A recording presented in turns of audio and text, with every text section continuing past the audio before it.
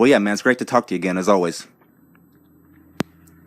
Oh, for sure. Yeah, it's been too long. Yeah, and I saw just today that you had posted a new video on your channel about Cyberpunk 2077, which I really enjoyed. That was awesome. Which it's funny too because originally we were going to have this conversation last night, and if we would have had that conversation, I was going to ask you about that game and what you thought about it. But you put out a really good video. Oh, thanks, man. I'm glad you liked it. Yeah, I mean, I don't claim to be an expert on the game or anything, but yeah, I thought it was time to put something out on my thoughts on it because I've beaten it once, and anyway, we can talk about that later on. Well, yeah, for sure. But one thing I just wanted to mention about that is, what I liked about it is how you talked about kind of the history a little bit of the genre and of the game, the tabletop game. And you even mentioned things like about how it was kind of, inspired by film noir and stuff like that. And, you talked about punk rock and all that good stuff. So those things I really enjoyed about it. Awesome. Yeah. So speaking of that reminds me of a video you did a long time ago. I think one of your earlier ones on Snatcher, which I had asked you about that a long time ago. You said it took you forever just to put the intro for that together. Yes, it did. Yeah, that's. But it turned out fun making that. Yeah. Oh yeah, it seems like it. Yeah, that's one I would recommend for people to go and check out because it's pretty underrated. I mean, that new one you put out, I think you said your goal was to reach 15,000 views on it. Which I believe. Yeah. Yeah. Well, by tomorrow morning, you will have tripled that for certain. I think so, but what's funny is it's by far got the lowest likes to dislikes ratio of any video I've made. So does it really? I think some people may not have been, super happy with it, but that's okay. That's all right. I understand why.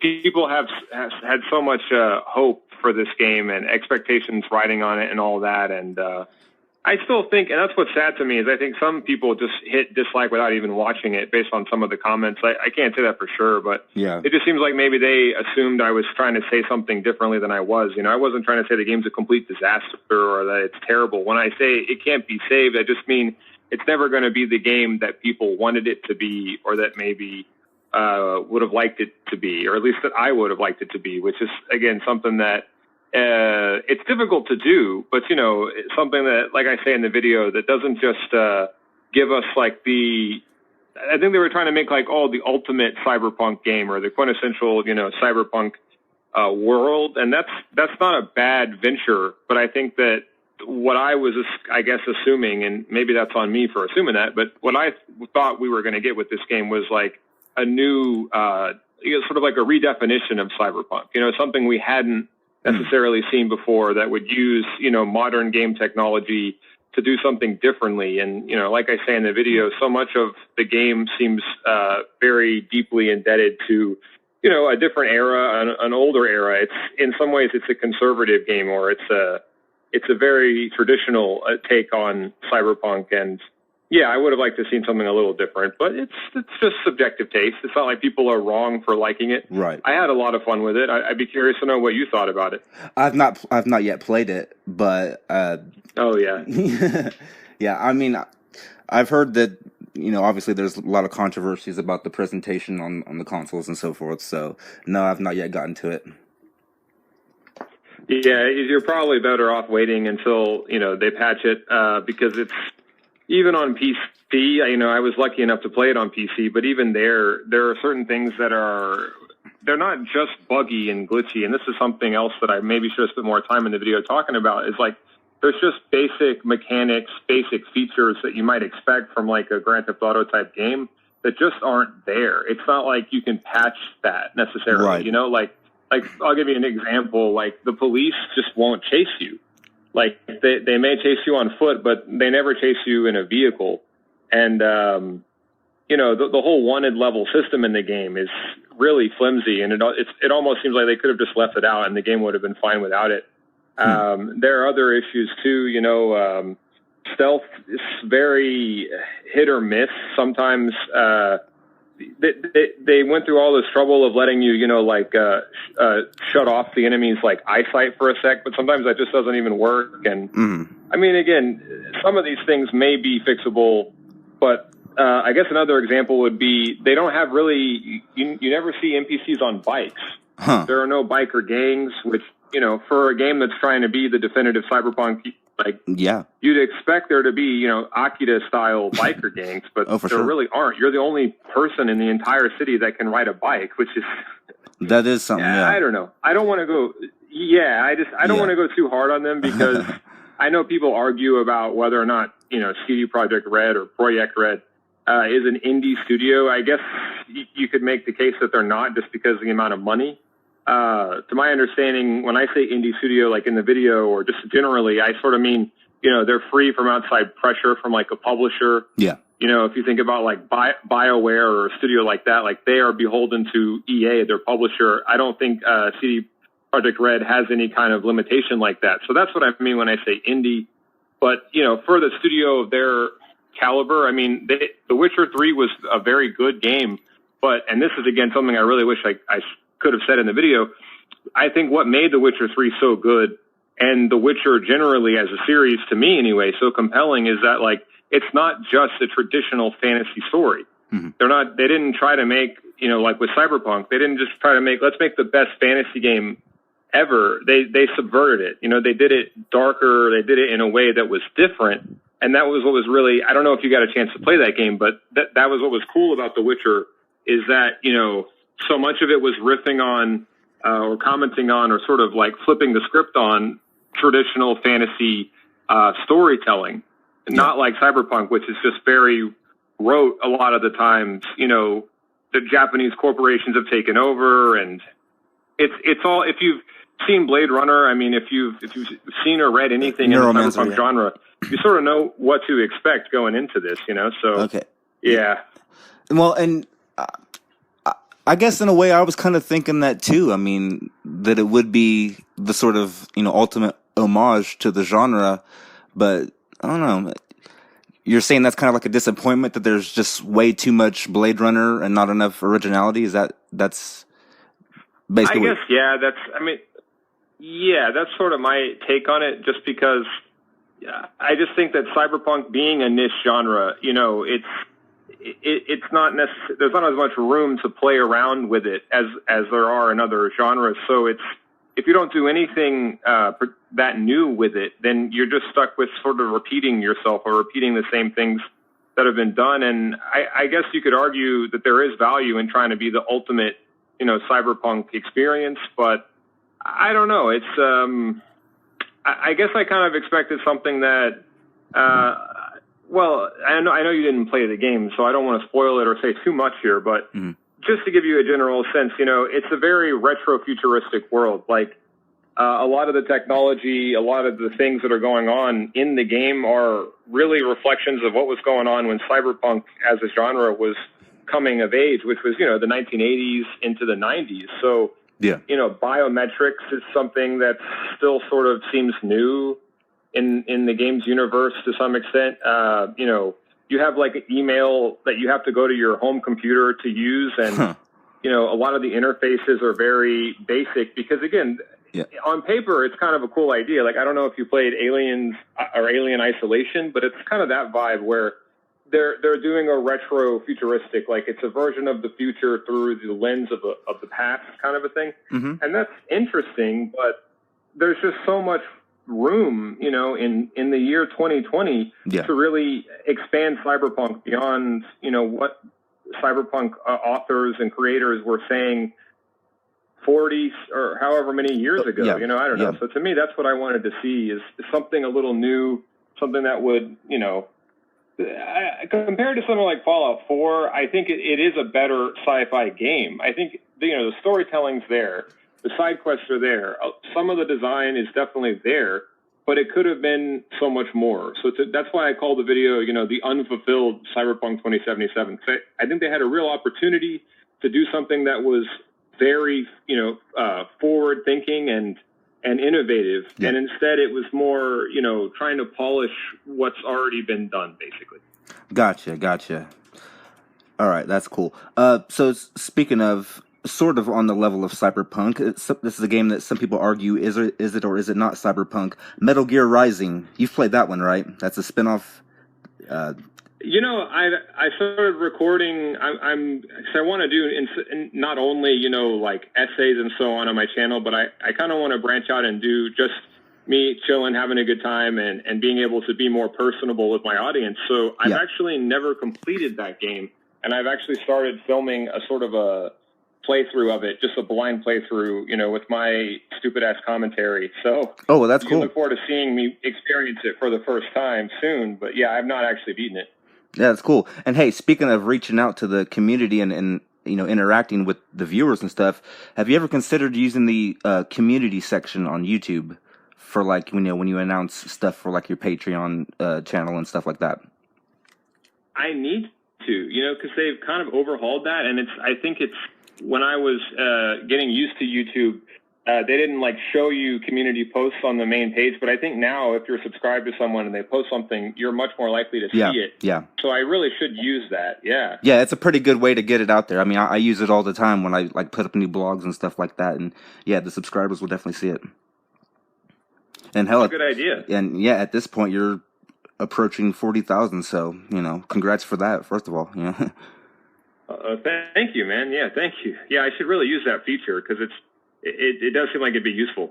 Yeah, I mean, and you could even like go and put out links to some of the older videos that maybe don't have as much views and stuff like that. The more people, your newer subscribers will see, and yeah, I think that'd be a good idea. Yeah, I should definitely do that. Yeah, speaking of some of your older videos, well, maybe not too terribly old, but the Footnotes of MGS5 is another series that we didn't talk about last time. Somehow it slipped my mind, but that's another one that I really love a lot, and hopefully everyone will go and check it out. I mean, you get into like, Pinocchio, like 1984, Alfred Hitchcock, Rope, and all that, it's like, what, nearly 5 hours long, I think, and 10 volumes. Yeah. So... Yeah, that's. I'm really glad you liked it. I had a lot of fun making that. I definitely. I kind of cut it off after doing just. We, as you saw, we just got through the Ground Zeroes tapes, and I pretty much ended it there. Yeah. And that was just because I don't know.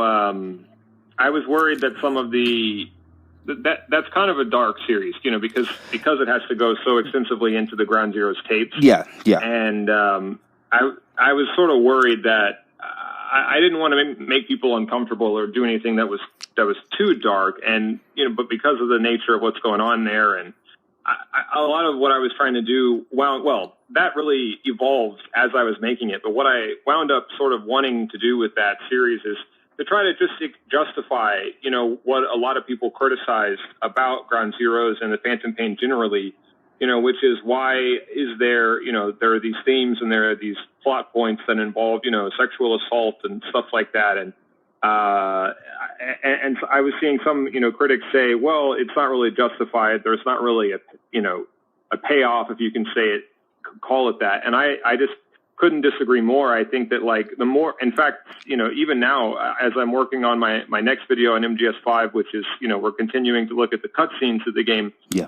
More and more, I just realized how much the trauma of Ground Zeroes is really the starting point for everything that happens in the Phantom Pain, and it all kind of connects back to not only what happened with Chico and Paz, but also the destruction of Mother Base and all that kind of stuff.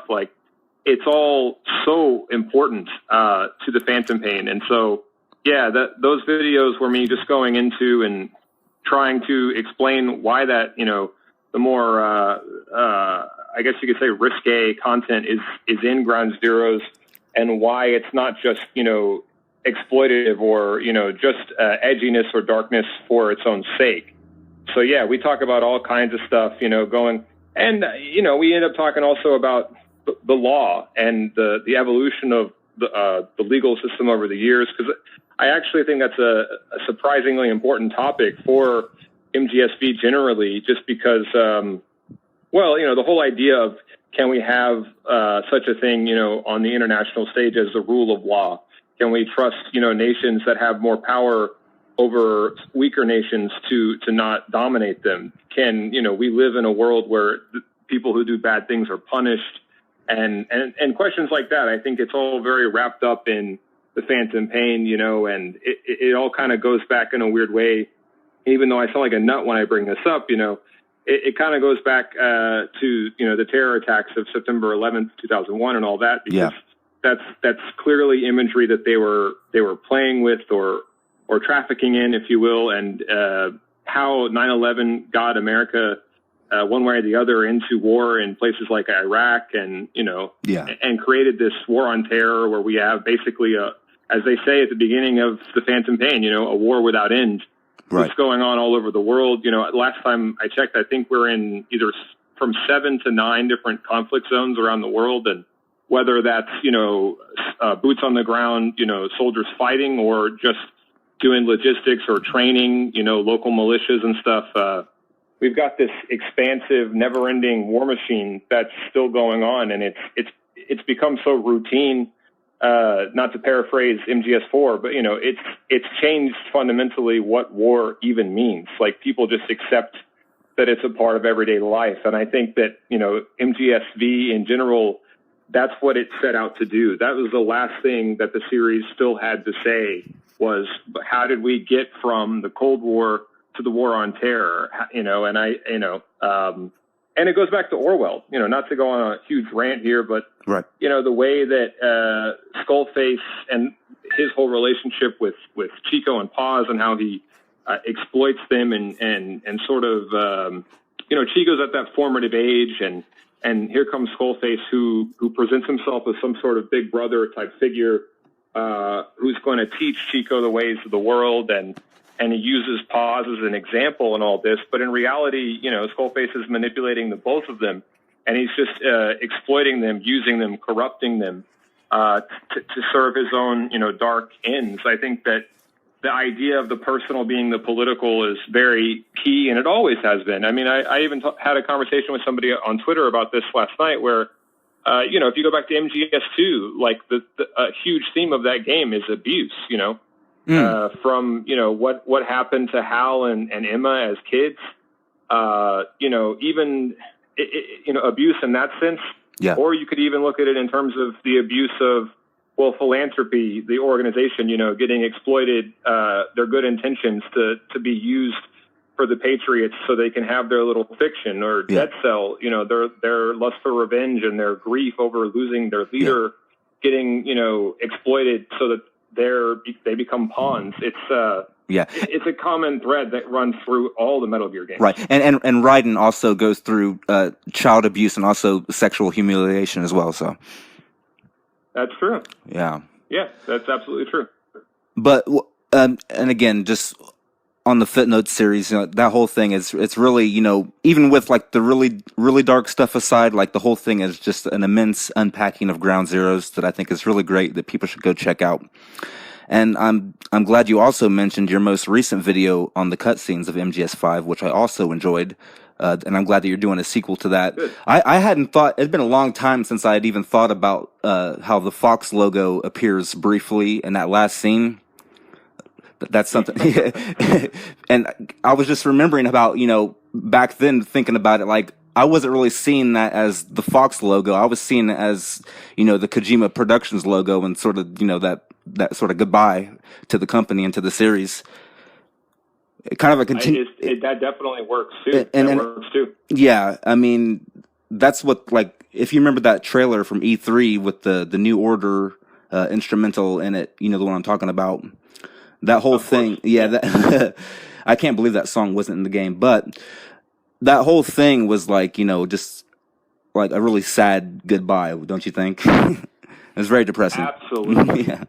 Absolutely. Yeah, I mean, and that's what's so sort of so beautiful and tragic about the Phantom Pain is you really feel like he gave it his all because he knew that it was going to be the last one, and it's dripping with so much of the irony and the tragedy and all these things that it really, to me, makes it stand out among the series. I mean, all of the Kojima-led Metal Gear games are phenomenal, but there's something about that game, and I think that's why I keep coming back to it. And it seems like I have an audience that's still interested in hearing about it, even 5 years on. Is that it's just an endlessly fascinating sort of object. And I think what you're talking about, how it's all wrapped up in him leaving Konami, and I mean, you gotta, I guess, think about it. Like, how many years was Kojima just making Metal Gear games? And I even saw in an interview, he said he assumed that was it, like that he would never make another game. He didn't think that he would be able to find work. Like I don't know why, but he just assumed that would be it, like forever. So yeah, it's definitely got. There's something about that game. That's all I can really say. Yeah, and also, again, the heavy sort of deception at the end of that trailer, that 2015 trailer, where you see the two images of Eli with him saying Les Enfants Terribles over it. You know what I mean? And he edited that himself. He put that out there. Exactly like that himself, which he does a lot. Yeah. I recently just saw for the first time. I can't confirm 100% that he edited it, but I want to say he did the Snatcher trailer from back in the day. I just saw that for the first time a few weeks ago, and I thought it was pretty cool. I don't think I've ever seen that, actually. Yeah, I'll have to send you the link to that. But I feel confident that he edited the Police Notch trailer, and then like everything from then on. Yeah, doesn't surprise me, and I think that's him messing with people's heads and using the marketing and stuff. It's sort of almost like an alternate reality game kind of a thing. I think Kojima was really ahead of the curve of that, even going back to Metal Gear Solid 2. The big fake out with Raiden and all the cryptic stuff in the E3 poster and all that. There's just so much, and that's why people like you and I think just go crazy for these games, is because there are so many layers to them. It's not just the story that you get when you play it the first time. You learn stuff about the real world and see how it connects back, and it's a never-ending story in the best way possible. Yeah, absolutely.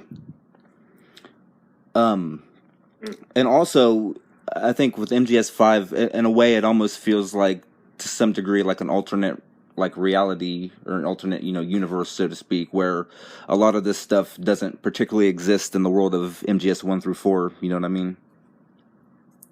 See, that's a really interesting point that you've just touched on, because you've just reminded me of one of the biggest, to me, unanswered questions, I guess, about Ground Zeroes, is that they bring up this idea, as I'm sure you remember, of alternate realities and wormholes and the multiverse theory and all this stuff. There's that prisoner, that if you, I'm trying to remember if it's in the actual Ground Zeroes mission or if it's in one of the side ops, but there's one of the prisoners in Camp Omega that if you wait around long enough, you'll hear him.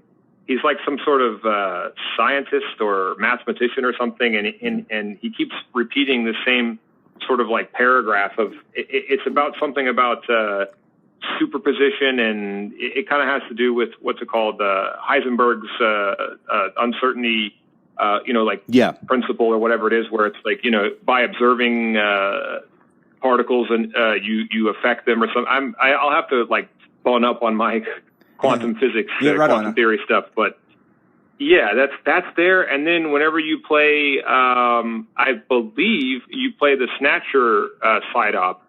In Ground Zeroes, the first two screens before every mission, if you notice, they're actually really important. After the first two screens, it'll just start going into tips to how to play the game. Yeah, I know you're talking about. The first two, you got to pay really. Yeah. And doesn't it talk about a wormhole? It's on the Jamais Vu mission. It also talks about Schrodinger's cat and all that stuff. Yeah, exactly. Yeah. Trippy stuff. So that could be some kind of a hint, because you raised a really good point. That technology doesn't really seem to exist in the other games. It could just be a retcon. Sure. I also saw somebody on Twitter was quoting one of the designers or the co-designers, I guess, of Sahelanthropus, and if I'm remembering correctly, they said that they when they came onto the project that they helped get it to a different state so that it sort of resembled Rex, or they even toyed for a while that it would sort of somehow transform into a kind of a more to a more similar shape as Metal Gear Rex. Yeah. It certainly, even in the form we got, there are still certain things we can recognize that look like Rex. So right, and the crouching it's interesting down to think about. Yeah. Mm-hmm. Crazy yeah, it stuff. is. But then again, after MGS4, Kojima decided to make what one of the Peace Walker trailers referred to as a new Metal Gear Saga, where he sort of disregarded a lot of things and started telling new stories and introducing new characters and stuff, and a lot of the ones that ended up in the Phantom Pain and stuff. So I think there's that too. Kojima's just like, I'm just gonna clear my mind and just do what comes naturally. You know what I mean? Start fresh. Yeah, I mean that's in my video. I think you probably saw it. The is Metal Gear Solid 5 3 games? Yes. I think that may have been what he was talking about. The new saga. It's sort of the trilogy. Of Peace Walker, Ground Zeroes, Phantom Pain. Mm-hmm. I think that he seems like he had that in mind. Going back to even Peace Walker, because if you look in interviews, they referred to it over and over again as a MGS5 class game. Yeah. And and I believe in one interview they explained that the main reason that they made Peace Walker was just as a stopgap, because the amount of time that it was going to take to finish the Fox engine and then get started on the game, they knew was going to be a really long time, and they wanted to have something come out in that time. So Kojima decided that they would make Peace Walker for PSP, which I believe I read that people at Konami, even though at the time I think Kojima was very high up in the company, but there were still people in the company who who want him to make it for PSP, because they assumed Metal Gear has to be cutting edge graphics on the best hardware, all this. But I actually really like that Peace Walker kind of tried to experiment with, well, what if we take that away as a given, and go back to the roots, on the MSX in a way, which of course was not a powerful machine at all, and the limitations of the MSX really pushed them to innovate the mechanics and the design approach that really led to Metal Gear being a stealth game. And so Peace Walker is a cool return to that. Yeah, it's almost funny too that particular game was rated T for teen. Unlike the other ones, which almost makes me think man, if MGS 1 and 2 were released today, would they be rated teen too? I think maybe so. I think so. Yeah. I mean, at least MGS 1 I think would be. I'm not really sure why. I guess it's because it has blood. Yeah. That's one of the only things I could, if they just took the blood out, I would probably be T for teen. Well, according to the back of the box, there's mature sexual themes as well. Right, I guess. But again, compared to today, not really. Yeah, I mean, they might be referring to, Meryl sort of her when Psycho Mantis takes over her. She says to make love to me or whatever. Yeah. Says. Yeah, you're right. By today's standards, it's pretty tame. Yeah. Right. Yeah. Oh yeah, there was I don't know if it was a game show or a talk show or something in Japan a long time ago. It was around the time that Kojima was promoting Peace Walker, and he showed up wearing a Clockwork Orange T-shirt. Do you remember that? No, but I think I've seen him in that T-shirt before. It may be from what you're talking. Yeah. Oh, it'd have to be. I mean, I wish I could remember what it was. But he's got great movie poster T-shirts. Yeah, he does, man. He does. He's got all types of cool shit. Yeah. Which kind of leads me, into just movies in general. I know you're a big movie buff as well as I am. I don't know. Do you have any particular favorites or anything like that, or movies that you kind of go back and revisit a lot? Oh yeah, I mean, I try to. Whenever I'm taking time off, I have a kind of 2 weeks on, 2 weeks off kind of schedule where for 2 weeks I work around the clock, and then 2 weeks I just totally take it easy. And in those 2 weeks where I'm just hanging out, I try to watch a movie a night. Don't always do it, but I try to do it. And yeah, I mean, it'd be hard for me just off the top of my head to say my favorite movies ever. I guess, there have been movies that have left an impression on me because I saw them, at an impressionable age, or that have been big influences in terms of art cinema or whatever. I don't know how interesting this is going to be, but if you ever get a chance to watch any movie made by Ingmar Bergman, Yeah. I can never remember if his first name is it's Ingmar. Ingmar. Yeah, Ingmar Bergman. Bergman is a god tier for me, level virtuoso. And when I saw his movie Persona when I was probably 17, and I think it really left a mark. It's in some ways I guess you could compare it thematically to some of the aspects of The Phantom Pain in a weird roundabout way, because it's also about two individuals who are sort of doubles of each other, and it's a very trippy, hypnotic movie. I'm also, like Kojima, I'm a fan of the French New Wave, which is where we got the whole, auteur theory thing from. So, like Truffaut, I really like Truffaut's movies. But, I'm not above watching stuff that's more, pop culture, not just like art house cinema. Like I try to have taste that, that don't just keep constrained to that, so I like all kinds of stuff. I also watch, anime and stuff. But, recently, because, Jean Le Carre or Carre, I never really know Jean Le Carre, I guess I'm supposed to leave that. Yeah. Because he passed away recently, I rewatched Tinker Tailor Soldier Spy. And also, I know we talked a little bit about it last time, but the miniseries, A Little Drummer Girl, which is, probably the best spy movie or TV show, because it really is a movie. It's just like a 5-6 hour movie. That it's the best I've probably ever seen. I can't recommend it enough. Oh wow, I gotta see it. Yeah. The cinematography in that is just nuts. But anyway, go ahead. I'm getting close to finishing The Looking Glass War, and I really love it. I love the style of writing. I love the characters. So much about it is right up my alley, and I definitely plan on checking out more of his stuff. There's one that I hadn't heard of until recently. He wrote a book called A Most Wanted Man. I don't know if you've heard of that book, but there was a film version of it, which is currently free to watch on YouTube. Oh, wow. Yeah, and it's got Philip. Actually, I've... sorry, go ahead. I was going to say it has Philip Seymour Hoffman. He stars in it, and Oh, man, he's a great actor. Oh, yeah. Yeah, I've heard of the book, but I don't know too much about it. I mean, but yeah, it's, Le Carre is... I sort of went through a similar journey as you, started, I think, with Looking Glass War, and then went back to The Spy Who Came In From the Cold, which I had only seen as a movie. Yeah, same here. And now I'm actually trying to work my way through the actual novel, Tinker Tailor Soldier Spy. And yeah, I think the parallels with Kojima, I know he's a big influence, are huge there, and so that's what's really fun. To read it as a Kojima fan, to think about all the different.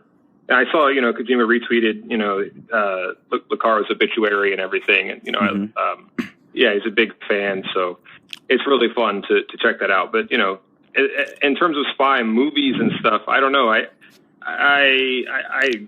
It's hard to. I haven't really seen one in a while that I really enjoyed. I mean, even James Bond, I know a lot of people like him, and I like him all right. I especially like him when I watch him as a Metal Gear fan, you know, but I don't know. It's they're either too goofy or too serious, and that's my problem with spy movies generally, is they're either one or the other, and I think it's hard to find one that's got the right balance, Right, yeah. There's really only a handful of James Bond movies I can stomach these days. They put a bunch of those up on YouTube for free, too. And I recently just, blogged a little bit about a couple of the ones that Pierce Brosnan was in, GoldenEye and Tomorrow Never Dies. So for anyone listening, you can go check that out. But yeah, they're. I mean, I love Goldfinger. Goldfinger's fucking great. I mean, that's just one of the all-time classic action films. But spy movies, I mean, I've seen you tweet about a couple of that I've enjoyed, like Day of the Jackal and stuff like that. Yeah. That's fun. And then, going back to like the French New Wave, I mean, Godard was pretty cool. Melville. Yeah. Have you seen Alphaville? I think I started it a few years ago. I don't remember too much about. Is that he did like it's like a sci-fi noir? Yeah, man. I think into the same movie. Yeah, dude, it's awesome. Yeah. Yeah, it's a great movie. Yeah. Yeah, I know you like a lot of some of the same animes that I enjoyed too. I mean, Pat Labor 2 was one that we talked about a while back, and that's one I need to recommend to everyone to go watch. You know, for sure. The animation alone in that is just unbelievably good. It really is. You know, I've been watching someone who's really influenced by that movie. I believe his name is Makoto Shinkai. I know his last name is Shinkai. I'm not sure about the first, but he did Your Name, Weathering with You. I feel like a lot of people call him the new Miyazaki. Oh, yeah? And I know he doesn't like that label, but, you know, I was interested because he said that other than Miyazaki, some of his biggest influences were like the End of Evangelion movie and Pat Labor 2. Nice. And, you know, if you watch some of his earlier stuff, he tries to do stuff that's kind of like that, which is really trippy. But yeah, if you like sort of a style of anime that's more emotional and heartfelt, I recommend his stuff a lot. You know, and the animation is just unbelievable. Like, Weathering with You is his most recent one, and it's I think he said Weathering with You specifically. He was thinking a lot about Pat Labor 2 because they both have a lot of like Tokyo during a crisis. Like you're seeing, you know, like the streets and stuff. Like obviously they're two vastly different kinds of crises because Weathering with You is sort of about climate change and stuff. But yeah, I'd recommend pretty much anything Shinkai has made. I have enjoyed. Nice, for sure. I recommend that guy a lot. Nice, for sure. One classic one that I've been dying to find. I've been hoping they do like a re-release with like English subs, and I can't remember the full name of it off the top of my head, but it's the Lupin the Third movie that was co-directed by Seijun Suzuki. If you know who that is, the director of Tokyo Drifter and Branded to Kill. No, I don't. I'm not. Are you talking? You're not talking about Castle of Cagliostro? No, that was the Miyazaki one. Yeah. Okay. I'm talking about. I'm not sure I've heard about this one. Yeah. I need to see it just because I love Seijun Suzuki. You've seen Tokyo Drifter, right? No. Oh, it's amazing. I'll have to. Yeah, it's an amazing. It's a highly avant-garde, surrealist Yakuza film from the '60s. Oh. Whoa, that sounds awesome. Yeah. And you'll also have to see the film he made after that called Branded to Kill, which is equally as incredible, in my opinion. And there was a movie made in the early 2000s called Pistol Opera. I don't know if you've heard of that. No, I'm writing all this down. Well, anyways, Pistol Opera is a remake of Branded to Kill. It's not quite as good. It's highly, surreal and weird for a gangster movie, but yeah. Dude, yeah, Branded to Kill, for sure. And Tokyo Drifter, yeah. I'll have to check them out. Yeah, I mean, that sounds like it'd be up my alley. Japanese cinema in general, like in the 50s and 60s, is pretty awesome. Oh, for sure. I'm not... Yeah. Like, I really like, obviously, Kurosawa, even though he's made so many movies that I haven't seen... Oh, yeah. Even half of them. Right. But, I know Kojima's a fan of this one, which I guess is kind of in line with some of the... It's kind of a noir, so it's called High and Low. I don't know if you've seen that one. It's pretty cool. Yeah. I always thought it was weird how... Yeah. One thing I want to say about Kurosawa, I always thought it was weird how a lot of his movies, not a lot, but a good handful of them were like remade into like westerns and stuff, like Yojimbo and Seven Samurai. Totally. Yeah. I think that was kind of controversial at the time. I think it's been a long time, but if memory serves, there was a lawsuit, or there was almost going to be a lawsuit about that. Because even if you go back and watch Fistful of Dollars, I think is Sergio Leone's. Yeah, it's like shot for shot at certain points. Oh yeah, of Yojimbo, yeah. Which is crazy. That wasn't a worked out deal. You're saying that was something that Sergio just no. Right, gotcha. Well, it was the Wild Wild West, so to speak. But that's hilarious. Which is a trip, because even today, I think there's a really interesting sort of connection between cowboy, the cowboy genre and the samurai genre, and that's why I enjoyed this year's Ghost of Tsushima so much. Is it kind of feels like it was doing. I don't know if you got a chance to play it, but it was sort of the equivalent of what Rockstar was trying to do with Red Dead. This game tried to do with samurai stories, where it's like that open world samurai game that we've always sort of wanted, but for some reason they've never really gotten right until now. Yeah, it does look phenomenal. Yeah, for sure. I do need to check that out. Yeah, it's pretty awesome. But then there's Kubrick as well, Stanley Kubrick. I know Kojima likes him quite a bit, as I mentioned with the Clockwork Orange thing. Yeah, I think I mentioned to you about. I've seen Oh, you've seen them all? I think I've seen them all. Yeah, except for I don't actually think I've seen Barry Lyndon. It's the only one I haven't. Dude, the cinematography is fucking on point on that shit. But Lolita, I think Lolita is the only one I haven't seen. But I've seen them all. I think I mentioned to you about like the weird like IBM product placement in 2001. Did I ever mention that to you? And how? Remind me, because it rings a bell. But. Well, the IBM logo shows up a few places, and it's very like tucked away and kind of hidden in 2001. I always thought that was weird. And also, if you look at the name HAL, you'll see that the letter H comes before I, A comes before B, and L comes before M. So that's another. Oh, shit. Yeah, man. That's another little tidbit, a little tip of the hat from old Stanley. Yeah, that's nuts. And honestly, that stuff like that reminds me so much of Kojima. Like even I'm sure you heard like when they were. This to me is it's like a more mean Kojima, or like a Kojima that doesn't get people. That's to me Kubrick, because the way he plays like weird mind games with his actors and stuff. Oh yeah, it's kind of like how Kojima plays mind games with the audience.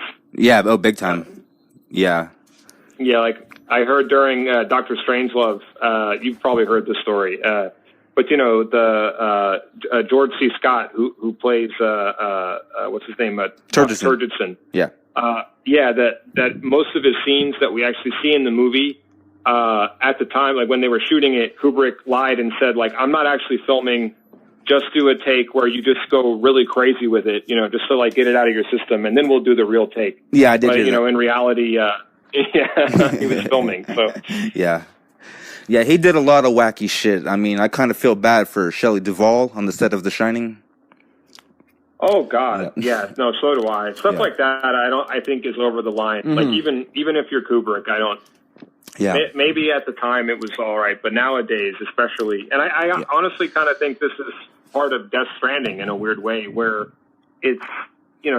Death Stranding kind of, I think, makes a few nods here and there to, the controversy surrounding Léa Seydoux. She was in a movie. I don't know if you heard about this, but she was in this movie called Blue is the Warmest Color, where the director, supposedly really pushed her in ways that made her uncomfortable, and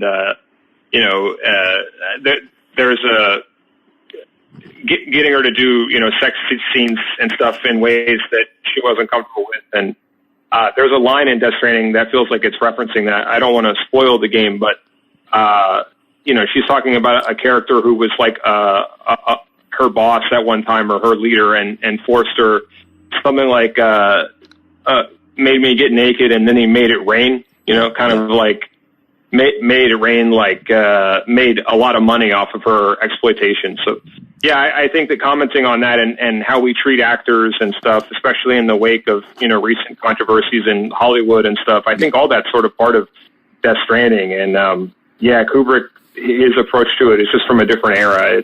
It's really sad when you read stories about that movie. It not only Shelley Duvall, but even the guy who played what's his name, Halloran, the groundskeeper. Yeah, Scatman Crothers. Scatman, right? Yeah, they did so many takes that supposedly I read that he just broke down and just said like, "What do you want, right. Mr. Kubrick? Like, what do you want from me?" Like it was just apparently a very nerve-wracking experience for the actors, and I don't think Kubrick had a lot of sympathy for them or for anyone really. No, and there's been a lot of that throughout the past. I mean, even Alfred Hitchcock had the terrible quote of saying directors should treat actors like cattle. Oh God, Yeah. yeah. I mean, the stuff that I read about Hitchcock, it almost ruins his movies. Yeah. You know, I read a really, really messed up thing about, what's her name? Tippi Hedren, I think her name is. She was the main character in the Birds. Oh yeah, yeah. You know, Hitchcock, if my memory serves, like he had some sort of mechanism set up where he could just go into her dressing room like while she was getting undressed, like whenever he wanted. Sure. Really unseemly stuff like that. But the thing about Hitchcock's movies is that they're not just one guy. You know, they're a whole ensemble. Yeah. And there's also the fact that they're so old. So I guess I get it. It's like a cop out. Like I don't have to think about it that much because it's all been said and done, and most of the people involved have been dead for like 30 years. So yeah. I don't have to think about it too much. But when I do think about it, it almost ruins his movies. And there are other directors like that, too. Not to take this conversation into a area, but like some people can't watch Woody Allen's movies, or can't watch Roman Polanski's movies. Right. And Yeah. I'm not necessarily that far where I can't watch it, but I can understand why. I can understand it for sure. Yeah, yeah. Well, I mean, especially for people who have been victimized by things, and feel, traumatized by it, and yeah, you can understand for sure. And even if it's not, something sexual, it's just a director, just exploiting an actor or using their power just to make them feel, small. Anything like that, I think is we can do it a better way, a different way, where it doesn't have to be, that kind of a thing. And that's what to bring it back to Kojima, what I really respect about Death Stranding is, the input that he allowed for actors to put into it. And even going back to Metal Gear, Kojima let Shinkawa do basically what he wanted. Whenever Kojima would tell him to do it one way, if Shinkawa didn't want to do it that way, he would draw the character differently. Yeah. And often, Kojima liked it. Like, I think Otacon originally was going to be overweight. Yep. I was just about to mention that. Yep. Yeah. And Solid Snake. So that's awesome that he's not such a control freak, Yeah. Solid Snake was originally supposed to be almost kind of like another Gillian Seed in a way. Oh, yeah, I can see that. Yeah. Or I can imagine that. Right, yeah. Another thing I wanted to ask you about. Now, you also have a background in music, don't you? Yes, yeah, I do. Now, did you actually you play music? You ever record anything, or? Yeah, I recorded a lot of stuff. I was in a band, and then when everybody kind of went their separate ways for college, I kept making music as that name. Yeah. And I made probably 5 or 6 albums. So. Oh, that's awesome. So, what kind of music do you enjoy? What do you like to listen to? Things like that. I try to listen to everything that I can. I mean, if I'm being honest, I've fallen down on some of my listening, in the last few years because there's just so much out there, and I've just been so laser focused on work. But yeah, I mean, the kind of music that I made, was some more psychedelic rock, bedroom pop kind of stuff. But nowadays, electronic music, rap music, ambient, like that stuff to me is maybe more interesting. Yeah. But yeah, I still listen to stuff, from 60s and 70s. I can get down with classic. I can also, I try to listen to new stuff and new ideas. That's important to me, is to not, I'm like a shark. Like I have to keep swimming. And I think the same is true with art. You can't get too attached to any one genre or area, or else, before long it'll just get stale. So right. Yeah, I try to listen to a little bit of everything. So what about you? I'm pretty much the same. I listen to a lot of older music. I mean, I love classic rock, hip hop. I love punk rock, heavy metal, psychedelic stuff, jazz, blues. I mean, yeah, all types of stuff. Awesome. Yeah. Gosh, I mean, you brought up like punk rock in your Cyberpunk video. I mean,